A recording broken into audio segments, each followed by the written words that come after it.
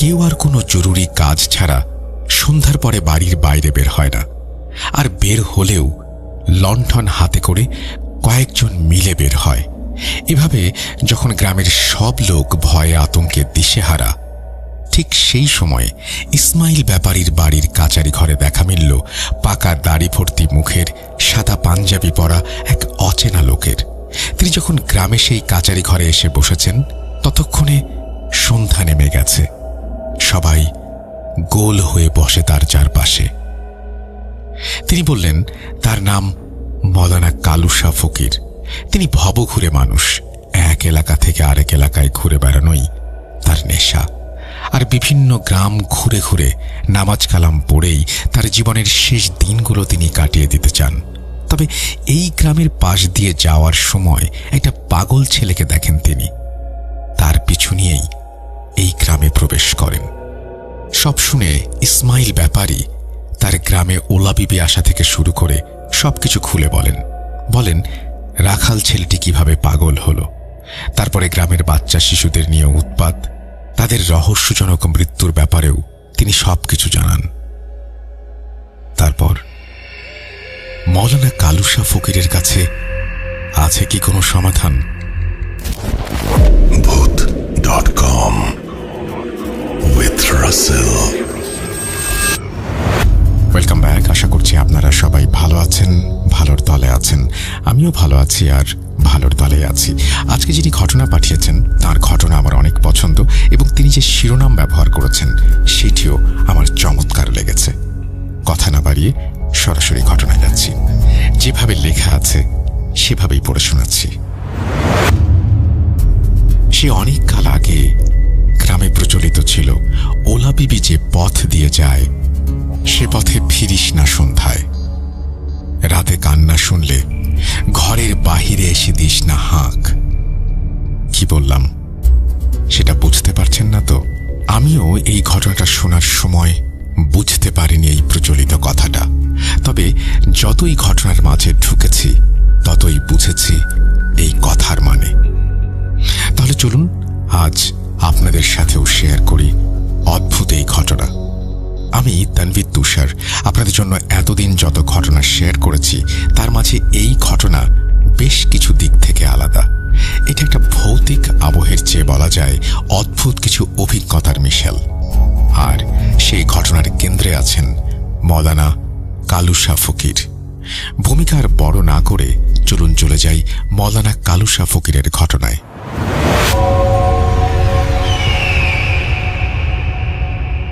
ঘটনার সময়কাল ঠিকভাবে বলতে পারেননি ঘটনার কথক, তবে তিনি বলেন দেশভাগের আগের সময়ের একটা ঘটনা। বাংলাদেশ নামে কোনো দেশ তখনও জন্ম নেয়নি। ভারতবর্ষে বিভিন্ন জায়গায় ছড়িয়ে ছিটিয়ে আছে জমিদার প্রথা। আজকের বাংলাদেশের উত্তর অঞ্চলের এক গ্রামীণ এলাকা, অবারিত ফসলের মাঠ আর বিঘার পর বিঘা ছনের ঘন জঙ্গলের মাঝে বেড়ে ওঠা একটা বাড়ি। সেখানে শুধুমাত্র একটি সম্ভ্রান্ত পরিবার বাস করত। বাড়ির কর্তার নাম ছিল ইসমাইল ব্যাপারী। তাদের ঠিক জমিদার বলা যায় না, কিন্তু গ্রামে তাদের রয়েছে বিশাল জমির মালিকানা। স্বামী আর স্ত্রী মিলে দুজনে বাস করতেন সেখানে, আর চাকর চাকরানি মিলে মোট 10 জনের মতো লোক। তাদের সেই বাড়ির সামনে দিয়ে এঁকে বেঁকে একটা ছোট নদী চলে গেছে, আর নদীর অপর পাড় দিয়ে পায়ে হাঁটা পথ, আর দুই ধারে বিশাল ছন কাশফুলের গাছ, সেই সাথে একটু পরপর বাবলা গাছের সারি। তাদের বাড়ি থেকে নিকটবর্তী গ্রাম বেশ খানিকটা দূরে। জমির আইল ধরে পায়ে হেঁটে প্রায় 10 মিনিটের মতো লাগে। আর তখন গ্রামের বাজার, যেটা মূলত গঞ্জের হাট নামে পরিচিত, সেটাও ছিল কয়েক কিলোমিটার দূরে। আর সেখানে যেতে পাড়ি দিতে হতো বাঁশঝাড় সহ বিভিন্ন গাছের ঘন জঙ্গল। ইসমাইল ব্যাপারী সেই গঞ্জের হাটে ব্যবসা করতেন। সপ্তাহে 2 দিন তার চাকর কয়েকজন সাথে নিয়ে বর্ষায় নৌকা আর শুকনো সময়ে হেঁটে যাতায়াত করতেন। এমনি এক সময়ে শীত তখন যাই যাই করছে প্রকৃতি থেকে। চারপাশে তখনও শীতের আমেজ নেমে আসে রাতের বেলায়। ইসমাইল ব্যাপারী একদিন তার 3 জন চাকর নিয়ে চলেন গঞ্জের হাটে। আসবেন পরদিন দুপুরের দিকে। সেই দিন ইসমাইল ব্যাপারীর বউ বাড়ি থেকে ঠিক একটু সামনে নদীর পাড়ে তাদের কলা গাছ দিয়ে বাঁধানো ঘাটে গেলেন কাপড় ধুতে। তার সাথে তখন ছিল 3 জন কাজের মহিলা। কাজের মহিলাগুলোর 2 জন কলাগাছের ওপরে কাপড়গুলো বাড়ি দিচ্ছে, আর একজন হাঁটু পানিতে নেমে কাপড় ধুয়ে দিচ্ছে। ইসমাইল ব্যাপারীর বউ নদীর পাড়ে দাঁড়িয়ে তাদের কাজ তদারকি করছে আর তাদের সাথে গল্প করছে। কাপড় ধুতে গিয়ে বেলা গড়িয়ে সূর্য তখন পশ্চিম আকাশে অনেকটা হেলে পড়েছে। শীতের এই সময়ে তেমন একটা রোদ থাকে না দিনের বেলায়। তার মাঝে সেদিন আবার বাতাস উঠেছে খুব বেশি। নদীর ওপারে থাকা কাশফুলের গাছগুলোতে শিরশির করে শব্দ হচ্ছে। এরই মাঝে কোথা থেকে খুব ক্ষীণ একটা মেয়েলি গলার কান্নার আওয়াজ ভেসে আসে থেমে থেমে। পানিতে নেমে কাপড় ধোয়া সেই মহিলা প্রথমে বুঝতে পারে সেই ক্ষীণ কান্নার শব্দ। পানিতে নেমে থাকা সেই মহিলা অপর 2 জনের দিকে তাকিয়ে বলে তারা কি কোনো কান্নার আওয়াজ শুনতে পাচ্ছে কিনা, কিন্তু অপর 2 জন বলে তারা কিচ্ছু শুনতে পাচ্ছে না। এদিকে ইসমাইল ব্যাপারীর বউ তাদের 3 জনকে সেখানে রেখে বাড়ি চলে আসে। বিকেল খুব দ্রুত গড়িয়ে যায়। চারপাশে তখন অল্প অল্প ঝিঁঝি পোকার ডাক শুরু হয়, আর দূরে কোথাও ঘন জঙ্গল থেকে ভেসে আসছে শিয়ালের ডাক। ঠিক এমন সময় ইসমাইল ব্যাপারীর বউ চমকে ওঠে কিছু পরিচিত চিৎকারে। তার কাপড় ধুতে থাকা সেই 3 জন মহিলা অনেক জোরে হাউমাউ করে কান্নার মতো ভয়ার্ত চিৎকার করে। বাড়ির দিকে দৌড়ে আসে তারা। তিনি তাড়াতাড়ি দরজা খুলে বাইরে বেরিয়ে আসেন। মহিলা 3 জন একসাথে দৌড়ে যেন হুমড়ি খেয়ে পড়ে যায়। ইসমাইল ব্যাপারীর বউ তাদের জিজ্ঞেস করেন কি হয়েছে। তখন কাঁপা কাঁপা কান্না জড়িত কণ্ঠে একজন মহিলা বলল, আপনি যখন নদীর পাড় থেকে চলে আসলেন বাড়িতে, তখন আমরা 3 জন গল্প করছিলাম আর কাপড় ধুচ্ছিলাম। এর মাঝে আমি একা যে কান্নার আওয়াজটা শুনছিলাম, তখন সেটা সবাই মিলে শুনতে শুরু করলাম। আমরা কিছুটা অবাক হলাম। এই সময়ে এখানে কোনো মহিলা আসবে কোত্থেকে, আর সে কান্নাই বা করবে কেন? আমরা সবাই মিলে একটুক্ষণ চুপ থেকে কান্নার শব্দটা ঠিক কোথা থেকে আসছে সেটা বোঝার চেষ্টা করলাম। সময়ের সাথে পাল্লা দিয়ে সেই কান্নার শব্দটা আমাদের দিকে এগিয়ে আসতে লাগলো। পরে সবাই খেয়াল করলাম নদীর ওপারে সেই হাঁটা পথটায় একটা বুড়ি মহিলা কান্না করতে করতে সামনের দিকে হেঁটে যাচ্ছে। বয়সের ভারে অনেকটা কুঁজো হয়ে গেছে সেই বুড়ি। পরনে ময়লা সাদা একটা শাড়ি। আমাদের নদীর ঘাটের ওপরের বাবলা গাছটার সোজাসুজি আসতেই আমি তাকে ডাক দিয়ে জানতে চাইলাম তার কি হয়েছে। আর এই সময়ে একা একা এই পথ দিয়ে কান্না করতে করতে সে কোথায় যাচ্ছে? কিন্তু তিনি আমাদের দিকে তাকালেনও না, কথাও বললেন না। আস্তে আস্তে সেই কান্না করতে করতে এগিয়ে যাচ্ছেন সামনের দিকে। তারপর আমি কিছুটা রাগ করেই তার দিকে তাকিয়ে বললাম, সমস্যা কি? এই রাস্তায় তো একা কোনো ছেলে মানুষই যায় না এই সময়। তোমার কি হলো বুড়ি, কথা কও না। বিশ্বাস করবেন না, কুঁজো বুড়িটা আমাদের দিকে ফিরে তাকালো। এত বিভৎস মুখ যা আমরা আগে কোনো দিন দেখিনি। অপর আরেকজন মহিলা বলল, সেই মুখ দেখে মনে হলো বড় বড় কি সব ফোঁড়া বের হয়েছে, আর সেখান থেকে পাতলা কোনো তরল গড়িয়ে পড়ছে, আর চোখের কোটরে যেন শুধুই দপদপ করে জ্বলতে থাকা কোনো আগুনের শিখা। দেখে মনে হচ্ছিল যেন কোনো কুপিবাতি জ্বলছে চোখ দুটোতে। আমরা দেখে সবাই ভয়ে আঁতকে উঠেছি। এর মাঝেই সেই বুড়ি কান্না থামিয়ে আমাদের দিকে তাকিয়ে রাগ হয়ে বলল, মরবি, মরবি, তোরা মরবি। এই কথাটা বলার সাথে সাথে একটা পচা গন্ধ কোথা থেকে যেন এসে আমাদের নাকে লাগলো, আর মনে হলো পেটের মাঝে থাকা সবকিছু যেন সেই গন্ধে উল্টে বের হয়ে আসবে। আমরা তো ভয়ের সাথে সাথে সবকিছু ফেলে চিৎকার করে এখানে দৌড়ে চলে এসেছি। এবার ইসমাইল ব্যাপারীর বউ সহ সবাই গেল নদীর ঘাটে। সাথে গেল আরো একজন চাকর। নদীর ঘাটে গিয়ে দেখে কোথাও সেই বুড়ির কোনো চিহ্ন মাত্র নেই। নদীর ঘাটে শুধু পড়ে আছে তাদের ফেলে যাওয়া কাপড়গুলো। ইসমাইল ব্যাপারীর বউ তখন 3 জন মহিলাকে সাহস দেওয়ার জন্য বললেন, তোমরা হয়তো ভুল কিছু দেখেছ, কিন্তু তিনি জানেন এই সান্ত্বনা দেয়া নিরর্থক, কারণ 3 জন মানুষ একসাথে ভুল দেখতে পারে না। তারা কাপড়গুলো নিয়ে সেদিনের মতো বাড়ি ফিরে এলেন। রাতের খাবার খেয়ে সবাই যে যার মতো ঘুমোতে চলে গেলেন।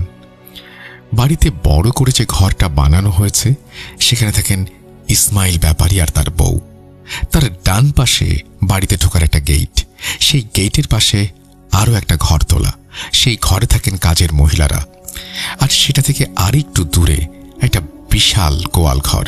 সেই গোয়াল ঘরের পাশের ঘরটায় থাকে রাখাল আর তাদের চাকরের দল। ইসমাইল ব্যাপারীর বউয়ের খেয়ে শুয়ে পড়ার একটু পর চোখটা মাত্র লেগে এসেছে। এর মাঝেই পাশের ঘর থেকে ভেসে আসে একটা কান্নার আওয়াজ। ঠিক সেই সময়ে তিনি ঘরে জ্বলতে থাকা কুপিবাতিটা নিয়ে তাড়াতাড়ি বাইরে যান। দেখেন কয়েকজন চাকরও চলে এসেছে সেখানে। সেই মহিলাদের ঘরের সামনে এসে জোরে ডাক দিতেই এক মহিলা দরজা খুলে বেরিয়ে আসে ঘর থেকে। বাইরে বের হয়ে কিছু বলার আগেই সে মুখ ভর্তি করে বমি করে। তার একটু পরে কিছুটা ধাতস্থ হয়ে বলে, ঘরের ভেতরে সবারই একই অবস্থা, সবার পানির মতো বমি হচ্ছে। সেই সন্ধ্যাবেলা তাদের সাথে যে চাকরটা নদীর পাড়ে গিয়েছিল বুড়িকে খুঁজতে, সে দৌড়ে ইসমাইল ব্যাপারীর বউয়ের কাছে চলে আসলো। সেই চাকরটি সবচেয়ে পুরাতন, তার বয়স অনেক বেশি। তার শ্বশুর মশাইয়ের সময় থেকে এই পরিবারের সাথেই আছে। তিনি এসে বললেন, মা, আমি বুঝেছি এখানে কি হয়েছে, কে এসেছিল আজ আমাদের এখানে, আমি বুঝতে পেরেছি। বাঁচতে চাইলে তাড়াতাড়ি এখান থেকে চলুন, আর এক মুহূর্ত এখানে থাকা যাবে না। ইসমাইল ব্যাপারীর বউ তখন অবাক হয়ে তার দিকে তাকিয়ে বললেন, আমি তো কিছুই বুঝতে পারছি না, আর এদের এমন অসুস্থ অবস্থায় রেখে এই রাতে যাব কিভাবে? প্রবীণ সেই চাকরটি তখন কিছুটা চিৎকার করে বললেন, মা, এখানে আজ ওলা বিবি এসেছিল। তারা যে পথে আসে সে পথে মরণ লেগে যায়, সব কিছু যেন এক নিমিষে ছাড়খাড় করে দেয়। তাড়াতাড়ি এখান থেকে চলুন, না হলে আমরা কেউ বাঁচতে পারবো না। আর এই 3 জনের কথা চিন্তা করে লাভ নেই, তাদের জন্য আমাদের আর কিছু করার নেই। তারা হয়তো সকাল পর্যন্ত টিকতে পারবে না। সেই রাতেই তারা কয়েকজন মিলে হাতে কিছু লাঠি আর লণ্ঠন নিয়ে বেরিয়ে পড়ে, যায় পাশের গ্রামের উদ্দেশ্যে। সে গ্রামে ছিল ইসমাইল ব্যাপারীর অন্যান্য আত্মীয় স্বজনেরা। তারা শুধু একা গিয়ে নতুন বাড়ি করেছিল ওদিকে বছর 2 আগে। তারা এই বাড়িতে এসে সারা রাত সবাইকে ডেকে তুলে মোটামুটি ঘটনাটা জানালো। সেই রাতে আর কারো ঘুম এলো না। সকালে সূর্য ওঠার সাথে সাথেই পুরো গ্রামে ছড়িয়ে গেল খবরটা। ভয়ে কেউ আর যায় না ওদিকে। পরে দুপুরের দিকে যখন ইসমাইল ব্যাপারী তার লোকজনদের নিয়ে ফিরে আসে, তখন গ্রামে ঢোকার আগেই তিনি রাস্তার কাছে লোকমুখে অনেক কথাই জানতে পারেন। তার বউ যে গ্রামে ফিরে এসেছেন রাতে, এটাও জানতে পারেন সেখানেই। তাই তিনি বাড়ি না গিয়ে সোজা আদি বাড়িতে আসেন। বউ এবং তার প্রবীণ চাকরের কাছ থেকে বিস্তারিত শোনেন। তারপরে গ্রামের কয়েকজন যুবক আর চাকররা মিলে সিদ্ধান্ত নেয় ইসমাইল ব্যাপারীর বাড়িতে গিয়ে সেই মহিলা 3 জনের খোঁজ নিয়ে আসবে। সবাই কথা মতো দুপুরের পরে বের হয় তার বাড়ির উদ্দেশ্যে। আস্তে আস্তে বাড়ির দিকে এগোতেই দূরে দেখে তাদের বাড়িতে ঢোকার প্রথম গেটের মুখে সেই মহিলাদের একজন পড়ে আছে। কাছেই কিছু মাছি ভন ভন করে উঠছে। দূর থেকে আর বুঝতে বাকি থাকে না সেই মহিলা বেঁচে নেই। আর কেউ সাহস করল না সামনে এগোতে। তারা সেখান থেকেই জোরে জোরে ডাকা শুরু করলো 3 জনের নাম ধরে, কিন্তু কারো কোনো সারা শব্দ মিলল না। সবাই কিছুটা নিশ্চিত হয়ে যায় আর কেউ বেঁচে নেই সেই বাড়িতে। তারা সবাই গ্রামে ফিরে আসে। ইসমাইল ব্যাপারীর পুরনো বাড়িতে একটা বিশাল পুকুর আছে, আর সেই পুকুর পাড়ে কয়েকটা তাল আর খেজুর গাছের সাথে আছে বিশাল এক শিরীষ গাছ। সেই শিরীষ গাছের নিচেই অনেক বড় করে বানানো আছে একটা কাচারি ঘর। ঘরের ওপরের চালাটা ছনের হলেও ঘরের শুধু পুকুরের দিকের বেড়াটা সম্পূর্ণ দেয়া, আর বাকি 3 দিকের বেড়াটা 1 বুক সমান উঁচু করে দেয়া।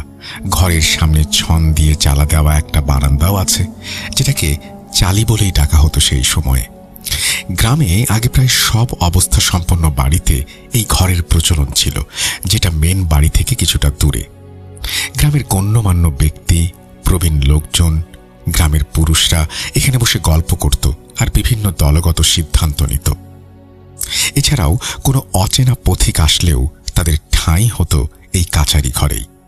যাই হোক, সেদিন সন্ধ্যায় গ্রামের অনেক পুরুষ মানুষ মিলে সেই ঘরের মাঝে একটা লণ্ঠন জ্বালিয়ে বসে পড়ল। গ্রামের কিছু ছোট ছেলে মেয়েও জায়গা করে নিয়েছে সেই ঘরের কোণে। সবার মুখে কেমন একটা ভয়ের ছাপ। বাড়ির কিছু মহিলারাও আছে উৎকণ্ঠায়।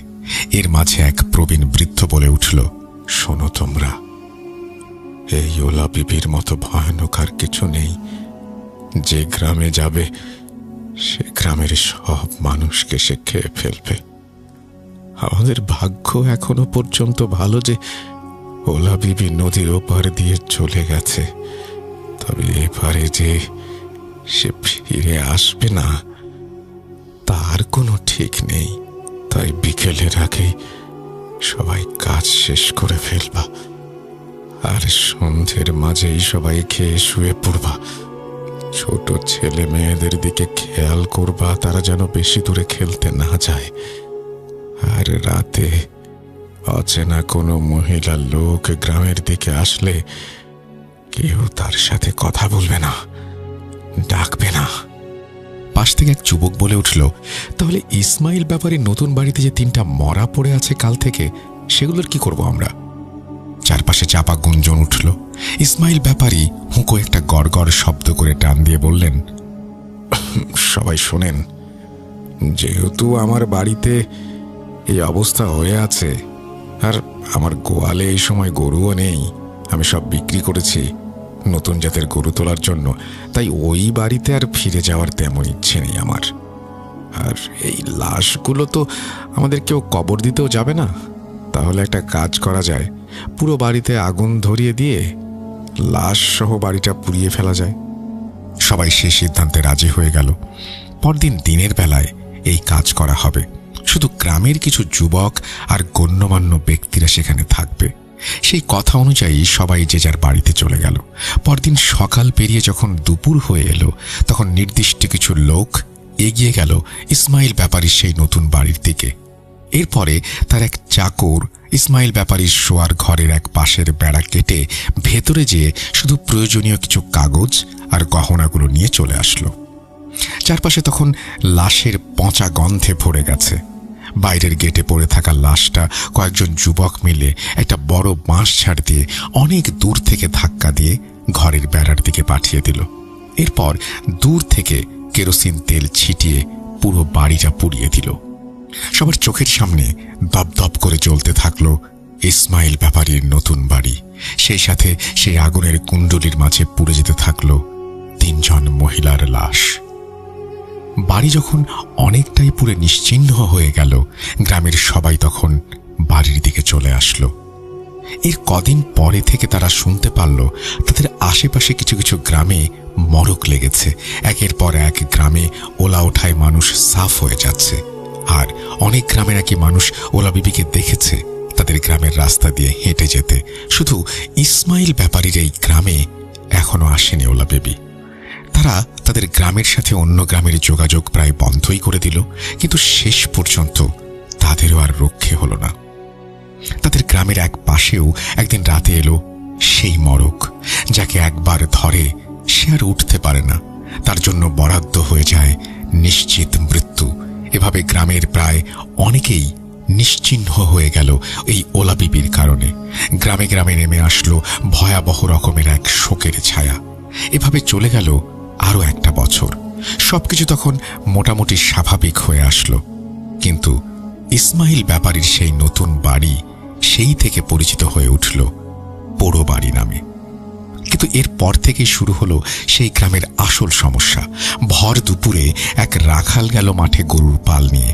এর মাঝে একটা গরু দলছুট হয়ে চলে গেল ওই পোড়ো বাড়ির দিকে। পোড়ো বাড়ির ঘর যেখানে ছিল তার পাশের মাটিতে কিছুটা ঘাস হয়েছে নতুন। সেই গরু সেখানে ঘাস খেতে শুরু করলো। রাখাল এটা দেখে কি করবে বুঝে উঠতে পারছে না, কারণ এই বাড়িতে ঠিক কি হয়েছে তা গ্রাম শুদ্ধ সবাই জানে। এজন্য সবাই সেই বাড়ি সবসময় এড়িয়ে চলে। রাখাল একবার ভাবল দৌড়ে গিয়ে গরুটা ধরে নিয়ে আসবে, কিন্তু একটু পরেই তার মনে হলো না, কোনোভাবেই সেখানে যাওয়া যাবে না। তাই দূর থেকে কিছু মাটির ঢিলা নিয়ে সে গরুটাকে তাড়ানোর চেষ্টা করলো, কিন্তু গরু অন্যদিকে না গিয়ে ঢিলের ভয়ে আরও বাড়ির সীমানার ভেতরে ঢুকতে শুরু করলো। রাখাল অনেকভাবে চেষ্টা করেও গরুটাকে বাইরে আনতে পারল না। এদিকে সূর্য আস্তে আস্তে হেলে পড়েছে পশ্চিম আকাশে। রাখালকে এবার সব গরু নিয়ে গ্রামের পথে ফিরতে শুরু করতে হবে, না হলে গরু নিয়ে আস্তে আস্তে হেঁটে গ্রামের দিকে যেতে গেলে সন্ধ্যা নেমে যাবে। রাখাল চিন্তা করলো সে বাড়িতে গিয়ে আগে মালিককে ডেকে নিয়ে আসবে, তারপরে কি হবে সেটা দেখা যাবে। যেই ভাবা সেই কাজ। রাখাল সবগুলো গরু রেখে তার বাড়ির দিকে দৌড়ে চলে গেল। তারপরে গিয়ে গরুর মালিককে বিস্তারিত সব জানালো। এদিকে মালিক তার কথা শুনে আরো কয়েকজন লোক নিয়ে মাঠের দিকে চলে আসলো। এসে দেখে গরু তখন সেই বাড়ির সীমানায় অন্য পাশে গিয়ে ঘাস খাচ্ছে। এদিকে তখন বিকেল গড়িয়ে সন্ধ্যা নামার আর দেরি নেই। মালিকের সাথে আসা অন্য লোকটিকে দিয়ে সব গরু বাড়ি পাঠিয়ে দিল। আর রাখালও মালিক চেষ্টা করতে থাকলো সেই গরুকে বাইরে বের করে এনে বাড়িতে নিয়ে যাওয়ার জন্য।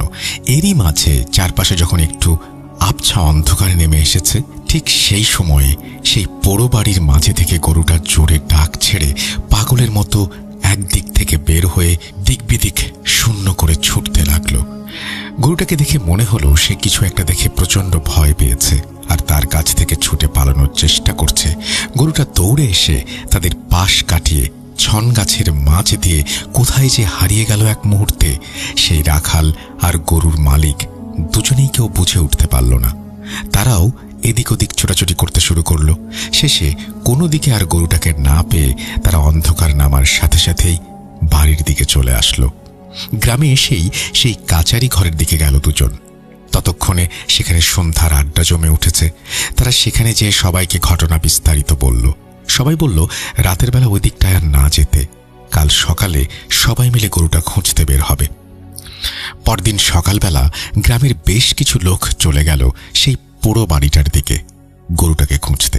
সবাই মিলে যখন বাড়িটার কাছে পৌঁছালো তখন দেখলো বাড়ির যেখানে গেট ছিল সে জায়গা থেকে গরুটা প্রথমে ঘাস খাওয়া শুরু করেছিল এবং সেখানে গরুটা মরে পড়ে আছে। দূরে থেকেই দেখে মনে হচ্ছে গরুর গলাটা উল্টো দিকে মুচড়িয়ে রাখা আর চোখ দুটো খুলে পড়ে আছে অন্যদিকে। সবাই এই দৃশ্য দেখে ভয়ে আর কাছে যায়নি। পরে সবাই মিলে একটা জমিতে গর্ত করে বাঁশের সাহায্যে গরুর গলা আর পায়ে রশির ফাঁস পরিয়ে সেটা সেই গর্তে এনে ফেলে মাটি চাপা দিয়ে দেয়। এরপরে সবাই বাড়ি ফিরে আসার পর সেদিন রাত থেকেই সেই রাখালের প্রচুর জ্বর আসে আর সে ঘুমের মাঝে বারবার চিৎকার দিয়ে ওঠে, বলে এই যে আসছে, আমাকে ধরে নিয়ে গেল, ওই যে আগুনমুখ মহিলা আসছে, আমাকে বাঁচাও। এভাবে কয়েকদিন চলতে চলতে সে প্রায় পাগল হয়ে গেল। সারাদিন গ্রামের এ প্রান্ত থেকে ও প্রান্তে দৌড়ে বেড়ায় আর এই কথা চিৎকার করে বলে। সবাই এই ঘটনার পর থেকে অনেক ভয় পেয়ে যায়। তাদের কাচারি ঘরে এটা নিয়ে বেশ কিছুদিন ধরে আলোচনাও চলল। সবাই তারপর থেকে দিনেও সেই পুরনো বাড়িটা এড়িয়ে চলতে শুরু করলো। এর মাঝে কিছুদিন পর থেকে আবার ঘটতে শুরু করলো আরো অদ্ভুত কিছু ঘটনা। গ্রামে কারো বাড়িতে যদি ছোট বাচ্চা হয় তাহলে সেই বাড়িতে বেঁধে যায় মহাবিপত্তি। রাত হলেই সেই নবজাতক শিশুর পাশে এসে জোটে এক মহিলার ছায়ামূর্তি, যেটা অনেক মা তার শিশুর পাশে আবছা দেখেছে। আর সেই ছায়া মূর্তিটা এসে চেপে ধরতে চায় বাচ্চাটার গলা। সাথে সাথেই সেই বাচ্চা এমন কান্না শুরু করে, কান্না করতে করতে লাল হয়ে দম বন্ধ হয়ে আসে তার। শেষে মসজিদের হুজুর এনে দোয়া পড়িয়ে ফুঁ দিয়ে বাচ্চা ঘুম পাড়িয়ে নিতে হয়। এই আতঙ্কে সেই গ্রামে যাদের নতুন বাচ্চা হয়েছে তারা সবাই একটা বাড়িতে এসে থাকা শুরু করে এবং পুরুষ লোকেরা সারা রাত জেগে তাদের পাহারা দিতে শুরু করলো। এর মাঝে একদিন একদল ছোট ছেলে মেয়ে খেলতে চলে যায় সেই পোড়ো বাড়িটা পার করে নদীর পাড়ে। সেখানে সবাই ভর দুপুরে খেলছে। এমন সময়ে কয়েকটি বাচ্চা নদীর পানির মাঝে কেউ হাঁটু সমান কেউ কোমর সমান পানিতে নেমে পড়েছে। হঠাৎ করে অন্য শিশুদের সামনে কোমর সমান পানিতে থাকা একটা শিশু চিৎকার করে এবং বেশি পানির দিকে তলিয়ে যেতে থাকে। অন্য শিশুরা কিছু বুঝে ওঠার আগেই সে হাত পা ছুটতে ছুটতে তলিয়ে যায় নদীর মাঝে। সব শিশু ভয়ে গ্রামের দিকে দৌড়ে আসতে থাকে আর রাস্তায় যাকেই দেখতে পায় তাকেই দেখে কাঁদতে কাঁদতে সব বলে। এরপরে গ্রামের কিছু লোক মিলে বাচ্চাদের নিয়ে যায়। তারপরে বেশ কিছু লোক বাচ্চাদের দেখানো জায়গায় নেমে পড়ে। পানির মাঝে তারা অনেক খোঁজাখুঁজি করেও বাচ্চাটার কোনো চিহ্ন পায় না। সেদিন সন্ধ্যা হয়ে অন্ধকার নামার ফলে সবাই বাড়িতে ফিরে আসে। হ্যাঁ, আসসালামু আলাইকুম। আমি প্রতিদিনের মতো আজকেও সরাসরি খুলে ফেললাম। প্রথমে চারিঘর দেন, চারিঘর খুলে এই যে আমার ছোট্ট সেই মাশরুম ফার্ম। হাতে গামলা। তো আজকে মাশরুম তুলবো, দেখা যাক আজকে আমরা কতগুলো মাশরুম তুলতে পারি। এই যে আমার মাশরুমের বীজ, সিলিন্ডার প্যাকেট। সো এই যে দেখতেই পাচ্ছেন এইখানে কত সুন্দর সুন্দর মাশরুম। এই যে মাশরুমগুলো না আজকে সব তোলা হবে। দেন এই গামলাটাতে একটু আগায় নিলাম, দেন আগায় নেওয়ার পরবর্তীতে হচ্ছে মাশরুমগুলো তুলবো। দেন মাশরুমগুলোকে একদম ধরে গোড়া থেকে এই যে মসুর দিয়ে নিয়ে নিলাম মাশরুম। আমাদের সেই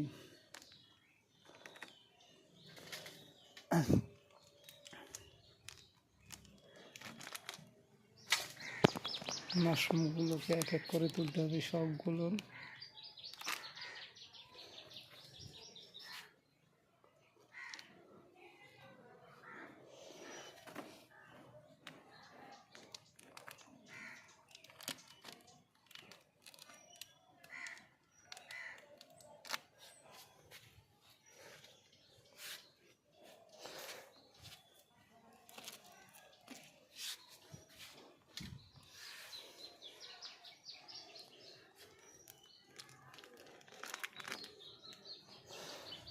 আস্তে আস্তে সব মাশরুম তুলে ফেলতে হবে।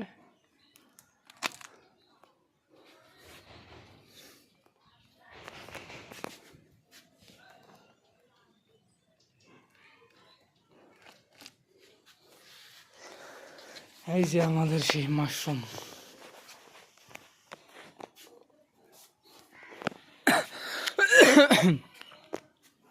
খামারের কাজ করতে করতে দেরিতে গোসল করে একটু সর্দি ধরে গেছে মোটামুটি।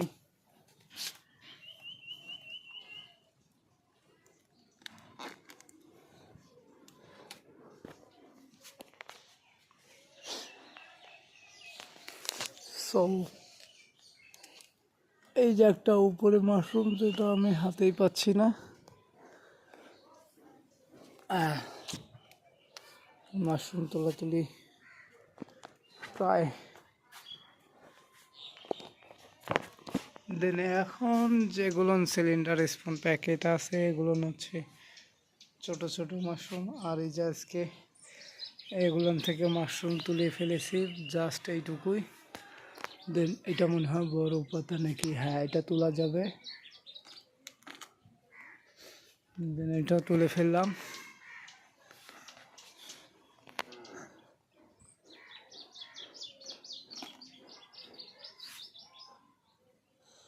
এই যে আমাদের মাশরুমের কোয়ালিটি, এই যে মাশরুম।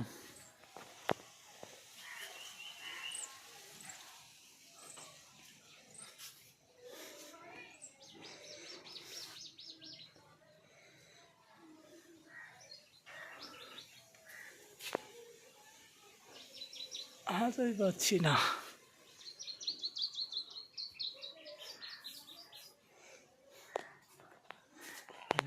এবার হচ্ছে ছোট প্যাকগুলো থেকে মাশরুম তোলার পালা। এক এক করে মাশরুম তুলতে হচ্ছে। খামারে এসে সর্বপ্রথম রেগুলারই আমাদের এই কাজটা করতে হয়। দেন সকালবেলা এসে আগে আমাদের মাশরুম তুলতে হয়। দেন তারপর বাদবাকি কাজ মাশরুম আবার হচ্ছে বীজ তৈরি বলেন, পানি দেওয়া বলেন, তারপর বিভিন্ন লোকজন ঘুরতে আসে তাদেরকে দেখানো বলেন, এগুলো পরবর্তী স্টেপে। সবার প্রথমে আমাদেরকে সকালবেলা এসে আগে ক্লিন মাশরুমগুলো তুলে ফেলতে হয়, তারপর এগুলোকে হচ্ছে প্যাকেটিংয়ের জন্য পাঠানো হবে। এই যে মাশরুমটা তুলে ফেললাম।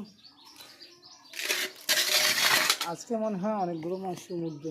দেখেন এখনই আমাদের গামলা ভরপুর হয়ে গেছে, যেটাদেরকে মাশরুম রাখবো। এই যে কিছু কিছু ছোটো ছোটো পিনহেড আসছে, এগুলো হচ্ছে 2-1 দিনের ভিতরেই বড় হয়ে যাবে আলহামদুলিল্লাহ। তারপরে এই যে কালকে ছোটো ভাইয়ের দ্বারা পানি দেওয়াইছি, দেখেন সে হচ্ছে পানির পরিমাণ এত বেশি দিয়ে দিয়েছে যে হচ্ছে আমাদের মাশরুম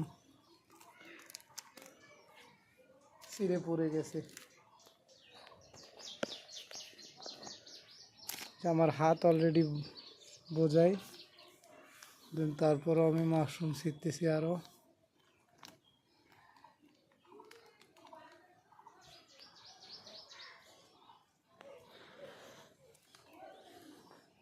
মাশরুমগুলো রাখা শেষ, দেন আবার ছিটতে হবে, আবার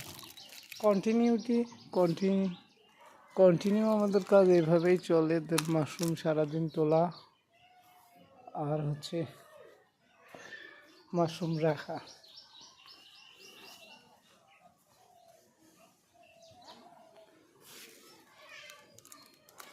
অন্যান্য জীবনের থেকে হচ্ছে খামারি জীবন, যারা আছে খামারে হচ্ছে জীবনযাপন করে, তাদের জীবনযাপনটা একটু ভিন্ন।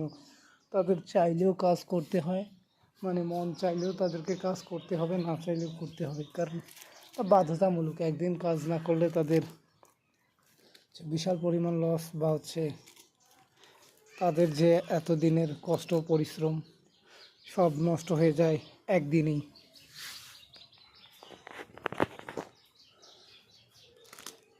এই যে মাশরুম ছিটতেই আসি, এখনও শেষ হওয়ার কোনো নাম নেই। দেখে আলহামদুলিল্লাহ কোথায় যায়। আর এই যে আমার হাতে, আর এই যে বৃষ্টি বাদলের দিন আসলে একটু ফলন ভালো হয়ে থাকে। গরমের সিজন হলেও গরমে তো সেরকমভাবে মাশরুম কেউ আবাদ করে না। দেন এর পরবর্তীতেও বৃষ্টি বাদলের দিনে একটু মাশরুম হয়ে থাকে। এই যে মাশরুমের আমাদের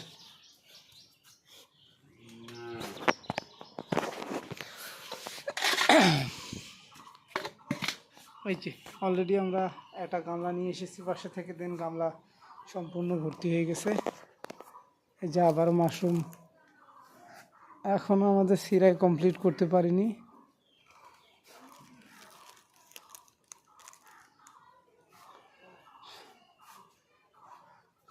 হাত লোড অলরেডি। তারপর এই যে নিচে কিছু হচ্ছে কোয়ালিটিফুল মাশরুম।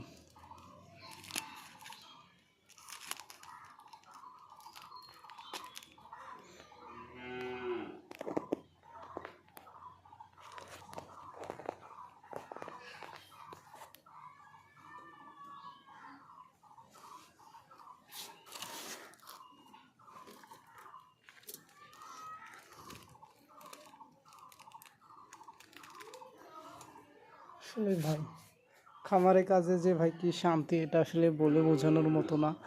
দেন হচ্ছে সারাদিনের কষ্টের পর যদি এরকম এক ভর্তি হচ্ছে গামলা ভর্তি যদি ফলন পেয়ে থাকি,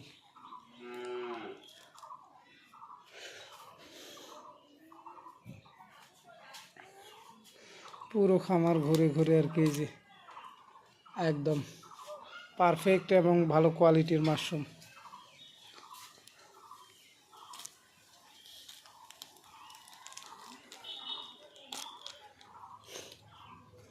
মাশরুম যে ছিঁড়বো আসলে সেরকমও কোনো অপশন নেই, কারণ এক হাতে ফোন নিয়ে আসি, দেন আর এক হাত দিয়ে ভিডিও করছি, দেন আর এক হাত দিয়ে মাশরুম ছিঁড়ছি, দুই হাতেই ভর্তি হয়ে গেছে আসলে মাশরুম। সম্পূর্ণটাকে দেখে নিব যে আরও কোথাও কোথাও মাশরুম তোলা বাদ পড়লো কিনা, কারণ যেটা বাদ পড়বে সেটা এখন পানি দিলে নষ্ট হয়ে যাওয়ার চান্স বেশি আছে, কারণ এটা সাইজ কমপ্লিটলি বড় হয়ে গেছে। দেন যার জন্য আর কি চেক দিয়ে দিয়ে তুলতে হয়, কারণ একটা মাশরুমের পাতায় মোটামুটি 20 গ্রাম থেকে 50 গ্রাম পর্যন্ত হয়ে থাকে, যেটার দাম হচ্ছে আপনার 5 টাকা থেকে 10 টাকা মিনিমাম হয় বড় পাতা হলে। যেটা একটা পাতা না তুললে আমার 5 টাকা লস আলটিমেটলি।